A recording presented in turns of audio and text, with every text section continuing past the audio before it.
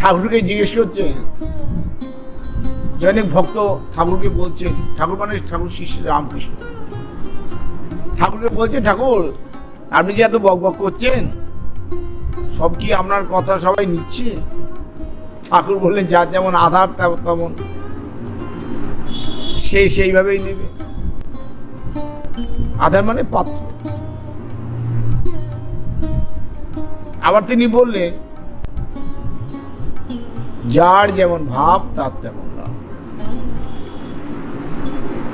ওই তোমরা শুনেছো না, ওই দুজনে এই ভোরবেলায় উঠে গঙ্গায় স্নান করছে, দুই দিকে দুজনেই তো রাত জায়গা।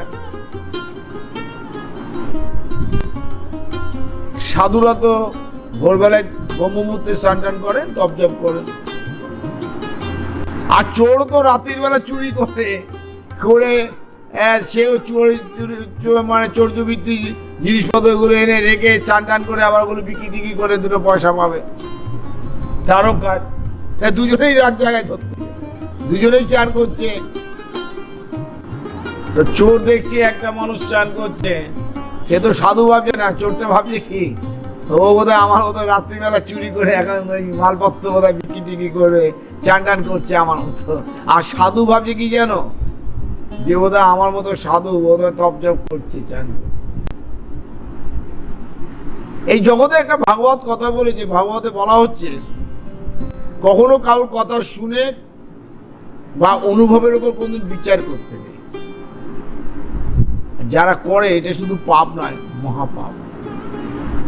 আমি দেখছি একটা ছেলে একটা মেয়ে বেশ দূরে বেশ কথা বলছে বা খুব হাসি টাসি করছে, আমি এখানে বসে আমি বিভিন্ন রকম তার সম্বন্ধে ব্যাখ্যা করে নিলাম, বিচার করে নিলাম, এবং সেই বিচারটা আমার ঠিক মুখরোচক মতো করে নিলাম। কিন্তু দেখা গেল তারা ভাই বোন হতে পারে, বন্ধু হতে পারে,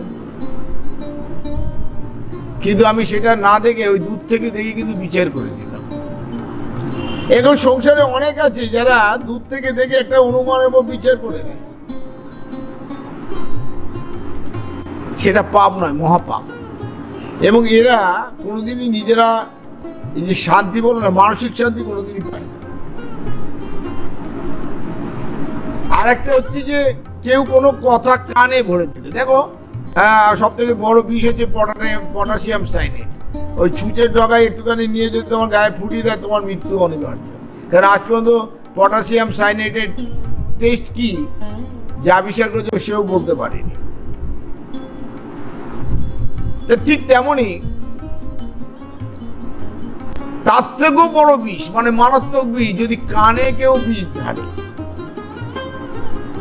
যদি কেউ এসে তোমার কানে কানে বলে দিল, এই তোর বরকে না অমুক জায়গায় দেখলাম অমুকের সাথে, আমি সঙ্গে সঙ্গে বিচার করে নিন আজকে ও আসুক বাড়িতে, মানে আরো বাজে ভাষায় বলবে, তখন আর স্বামী থাকে না।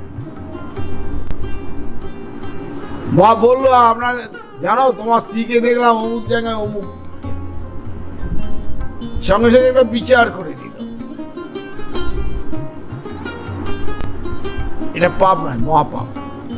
আর এই পাপের পরিণতি তার সংসার ভেঙে যেতে পারে,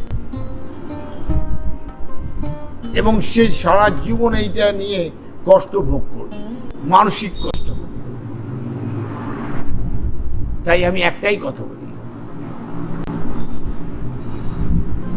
কখনো অনুমানের ওপর আর কখনো কানে শুনে কখনো বিচার করতে যাবে না। আর ভাবনাটা যদি তোমার সৎ থাকে, ভাবনাটা যদি তোমার সবসময় পজিটিভ থাকে, তাহলে তোমার জীবনে কখনো নেগেটিভিটি, নাবাচক জায়গাটা কখনোই তোমার ভেতরে দানা বাঁধবে না। আর যখনই ওই দানা বাঁধবে না, ওই নেগেটিভ জিনিস চিন্তাগুলো, তখন তুমি সদা সর্বদাই আনন্দে এবং খুশিতে থাকতে পারবে। না হলে তোমাদের জীবনে সদা সর্বদাই অশান্তি, ভগবান কেন, ভগবানের যদি উপর থেকে আরো কেউ আসে, তোমার মিটাতে কোনোদিনই কেউ পারবে না। অতএব ভাব আর ভাবনাটা সতের প্রতি রাখো, পজিটিভিটির দিকে রাখো, সবসময় পজিটিভ চিন্তার মধ্যে থাকো, দেখবে আনন্দ আনন্দ আর আনন্দ। জয় মা, জয় ঠাকুর শ্রী রাম।